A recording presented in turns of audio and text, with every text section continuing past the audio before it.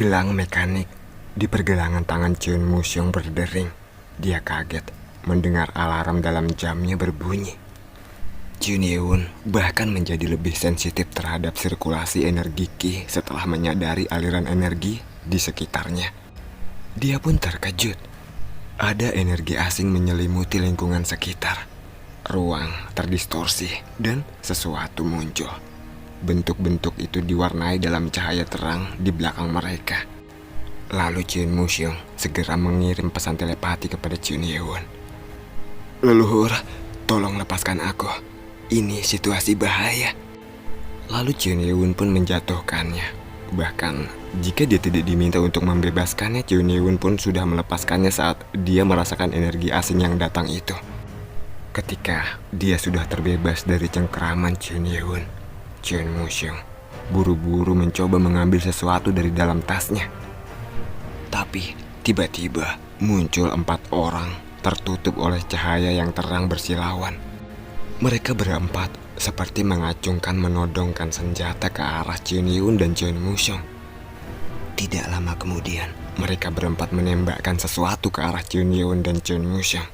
Benda-benda yang ditembakkan menyebar dan menancap di tanah di 4 arah, tempat 10 kaki jauhnya dari Chun Yeun dan Chun Musyong. Pembatalan ruang waktu telah diaktifkan. Bersamaan dengan suara peringatan nano, energi yang kuat muncul dari mesin yang kecil yang disematkan di keempat arah itu. Seolah-olah mereka terputus dari dunia luar. Sirkulasi energi Qi benar-benar terblokir. Nano, sebenarnya benda apa yang mereka pasang itu? Ruang dimensi baru telah terbentuk yang mengecualikan semua tindakan yang dapat mengganggu waktu dan ruang.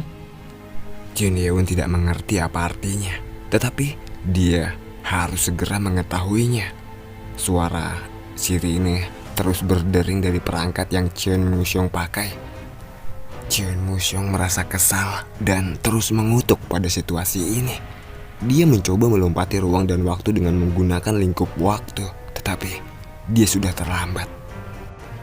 Dia merasa frustasi dan menatap ke sosok-sosok yang masih dalam tabir cahaya. Energi yang kuat mengembun pada tongkat unik yang ditunjukkan kepada mereka oleh orang-orang yang mengelilingi mereka. Salah satu dari mereka berteriak, "Jangan bergerak, Anda ditahan." Saat dia mendengar kata-kata itu, Chun Musyong mengangkat tangannya ke atas.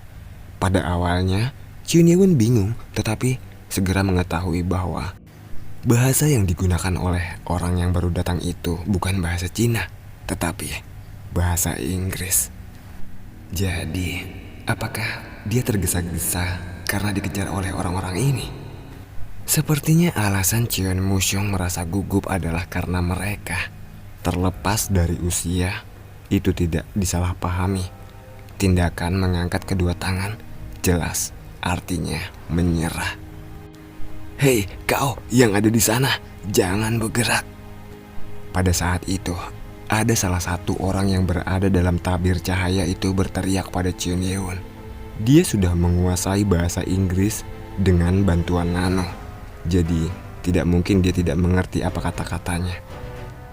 Wow, berani sekali dia. Jadi barusan dia berbicara kepada aku tanpa rasa hormat ya. Perlu diberi pelajaran. Chun Yeun merasa kesal. Chun Musyong yang menyadari bahwa Chun Yeun sedang kesal, buru-buru berbicara dengan yang ada di dalam tabir cahaya itu. "Tunggu dulu, orang ini tidak ada hubungannya denganku." "Apa kau bilang?" Chun Yeun merasa bingung karena Chun Musyong mengaku tidak ada hubungan dengan Chun Yeun. Tapi Chun Musyong segera mengirim pesan telepati kepada Chun Yeun. "Leluhur, maafkan aku. Ini karena situasi yang mendesak. Jika Anda mengejek mereka, mereka akan menggeledah tubuh Anda dan mungkin akan mengambil nanomasin yang ada di dalam tubuh Anda." "Mereka akan mengambil nano?" Sebenarnya itu tidak mungkin terjadi. Mesin nano generasi ke-7 terbuat dari gadolinium yang tidak dapat dilacak ataupun terdeteksi. Tapi ada kata jika. Jika mereka menemukan jejak nano, dapat dibayangkan bagaimana reaksi mereka. Untuk menyelesaikan masalah ini tanpa perlawanan, aku perlu membuktikan bahwa leluhurku ini adalah warga sipil biasa pada zaman ini. Lalu pada saat itu tiba-tiba Chun Yun bertanya kepada Chien Muxiang, kenapa mereka memelototiku? Chien Muxiang bingung mesti bagaimana. Akhirnya dia menjelaskan kepada Chun Yun secara singkat.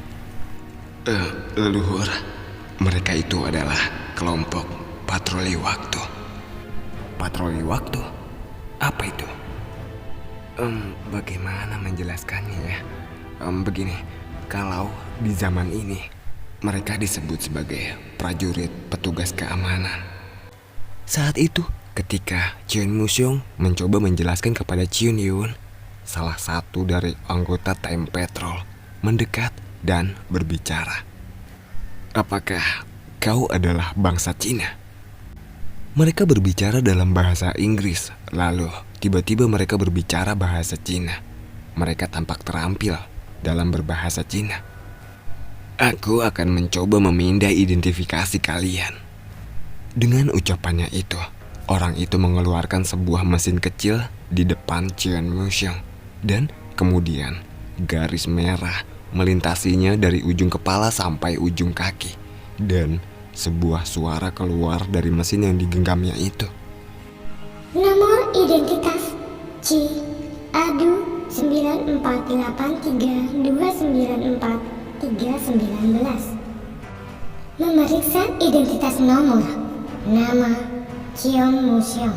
Lahir tahun Masehi 2914 bulan November tanggal 3.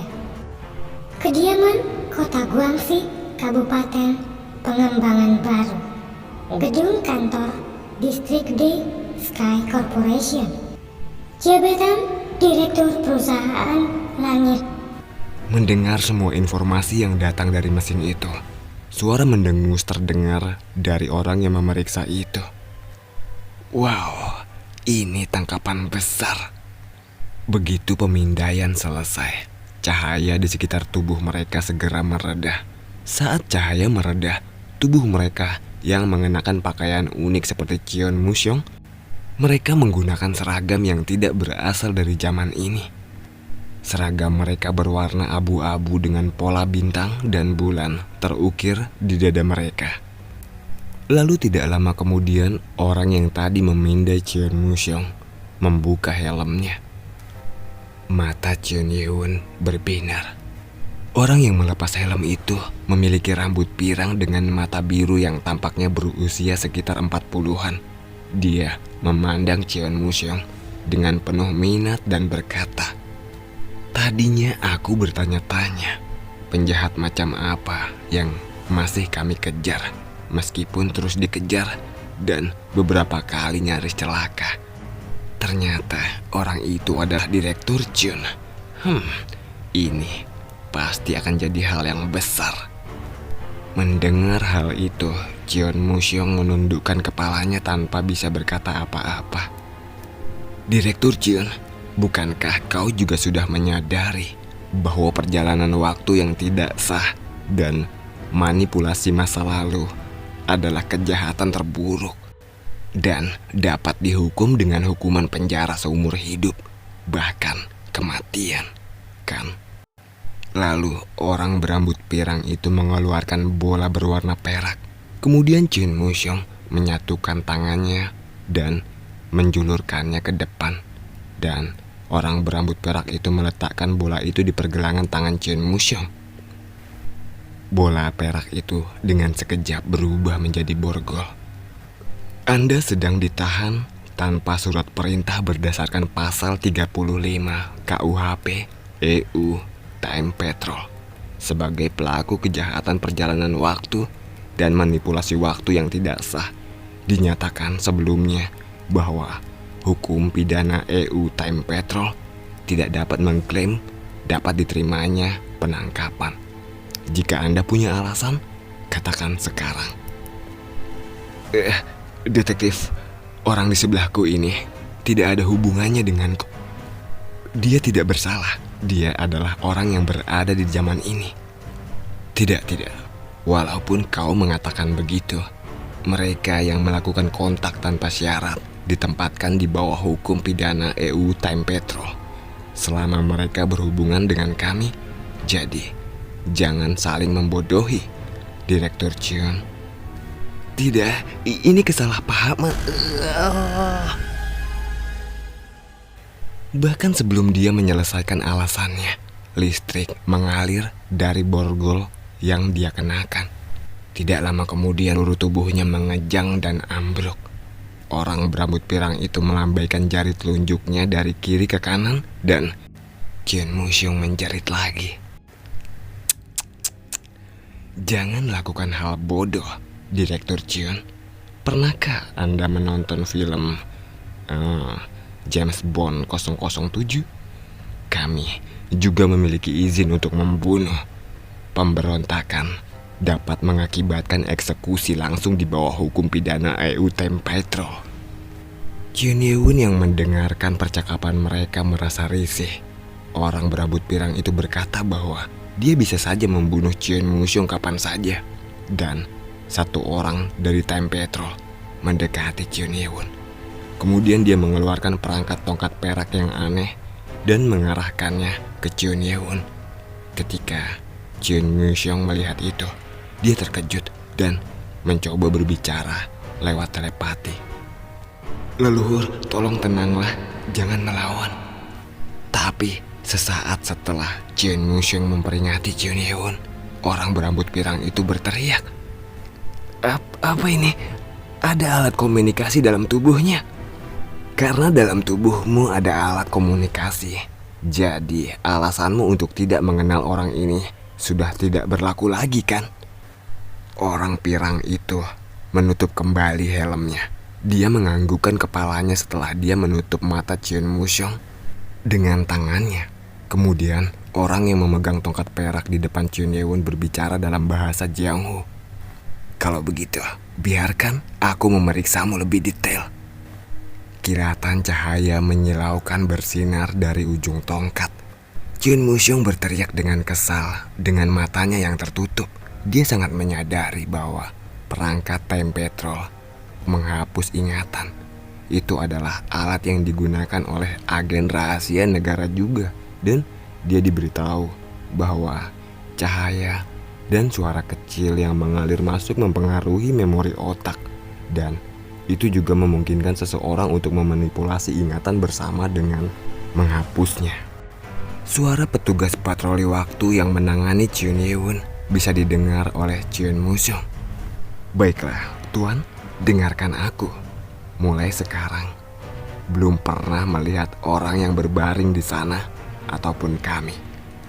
Semua ingatan Anda tentang orang itu akan hilang. Semua ingatan Anda akan kembali ke waktu sebelum Anda bertemu dengannya. Ini adalah situasi terburuk. Jika itu terjadi, maka ingatan Cheon Ye-won akan kembali ke masa sebelum dia mendapatkan nanomasin dalam tubuhnya. Cheon Moo-seong yang mendengarkan itu semua ingin segera ikut campur untuk menggagalkan, tapi dia tidak berdaya. Orang berambut pirang itu masih menginjak lehernya, jadi dia tidak bisa berteriak, apalagi bergerak.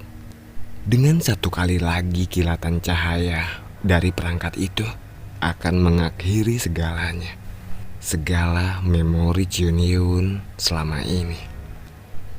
Lalu dia ingin mengangkat perangkat itu lagi. Tapi tiba-tiba perangkat penghilang ingatan itu jatuh ke tanah. Tapi bukan hanya perangkatnya saja yang jatuh ke tanah. Tanganku. Ya. Mendengar kata tangan, Cheon Moo-seong tidak punya pilihan selain meragukan apa yang baru saja dia dengar. Apakah leluhurnya itu baru saja memotong lengan petugas patroli waktu? Pakaian yang dikenakan orang itu dengan otomatis menutup pendarahan setelah lengannya terpotong. Anggota yang lainnya terkejut. petugas patroli waktu lainnya mengangkat senjata mereka dan membidik Jun Yeun. Jangan bergerak, hei kalian. Jika dia bergerak, segera tembak. Dengan itu, titik-titik merah mulai muncul di tubuh Jun Yeun. Ada energi aneh di titik-titik merah itu. Ada banyak senjata api difokuskan pada pengguna. Apakah Anda ingin mengaktifkan Gatlingium Armor Nano? Oh, tidak usah Nano. Tidak apa-apa untuk saat ini. Senjata-senjata mereka terlihat berbahaya, tapi dari informasi yang Nano sampaikan kepadanya, tidak perlu menggunakan armor Nano. Pada saat itu, pemimpin dari unit patroli waktu ini yang menekan leher Chen Mushong berteriak dengan suara bingung. Sial, orang ini pasti seorang seniman bela diri. Jika dia bergerak sedikit saja, tembak dia. Mendengar perintah itu, Chen Mushong gemetar. Apakah orang-orang ini telah mengetahui ada nano di dalam tubuh leluhurku? Biasanya, seharusnya tidak peduli seberapa mengancam nyawa situasinya. Patroli waktu tidak akan boleh menyerang orang-orang yang berada dari masa lalu. Namun, barusan perintah menembak dikeluarkan. Time Patrol tahu betapa berbahayanya perintah itu. Ini akan dapat mengubah sejarah. Ini berarti bahwa mereka tahu paradoks waktu telah terjadi dan masa depan telah dibagi menjadi beberapa sumbu waktu.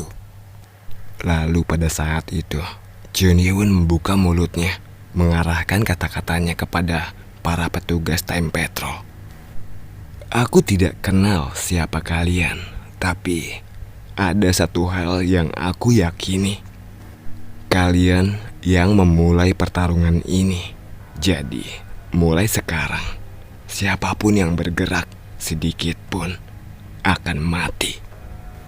Lalu, salah satu dari petugas Time Patrol itu menjawab kata-kata Jun Yeun.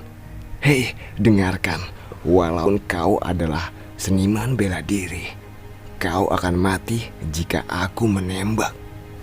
Dan kemudian saat dia mencoba menembak, orang di sebelahnya terkejut dan mencoba menghentikannya tapi tidak berhasil. Tunggu. James masih ada di sebelahnya. Aku tidak peduli.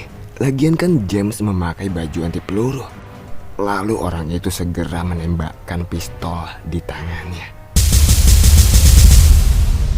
Jumlah peluru dalam layar di sebelah pistolnya terus berkurang. Sudah kurang lebih 100 peluru dihabiskan dalam sekejap. Biasanya seniman bela diri akan langsung mati jika diberondong dengan peluru sebanyak itu. Tapi apa-apaan ini? Semua peluru yang ditembakkannya mengambang di udara. Sekitar 100 peluru melayang. Dia kehilangan kata-kata. Tapi Jun Yeun hanya mengangkat jari telunjuknya ke arahnya. Dan kejadian selanjutnya.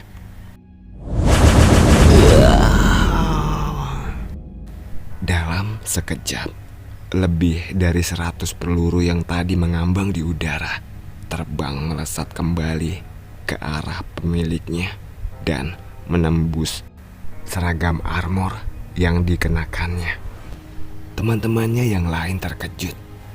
Tidak mungkin, bukankah dia memakai baju anti peluru? Seragam yang mereka kenakan adalah armor anti peluru dan salah satu dari mereka tertembak tepat di hadapan mata mereka. Pakaiannya tertembus oleh peluru dari Jun Yeun.